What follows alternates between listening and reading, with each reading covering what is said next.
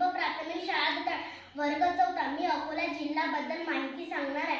अकोला जिल्हा हा प्रदेशातला मुख्य भाग आहे। 1 जुलै 1998 मध्ये अकोला जिल्ह्याचे विभाजन होऊन वाशिम जिल्ह्याची निर्मिती झाली होती। वाशिम, रिसोड, मंगरुळपीर, कारंजा, मालेगाव व मानोरा हे 6 तालुके वाशिम जिल्ह्याच्या जोडण्यात आलेले होते। अकोला, अकोट, मूर्त्यापूर, तेल्हारा, बाळापूर व बार्शीटाकळी व पाचोद हे 7 तालुके अकोल्यामध्ये राहिले होते। पूर्णा, मुळणा, काटेपूर्णा या नद्याने अकोला सुपीक बनला होता। अकोल्याचे स्थान झाले 1859 मध्ये।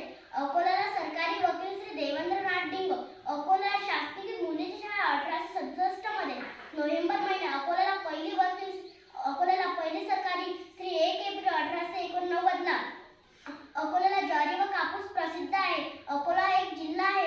अकोला, अकोट, मूर्त्यापूर, तेल्हारा व इत्यादी हे गहू पीक घेतात। तालुक्यामध्ये संत्र्याचे व लिंबूचे बाग आहे।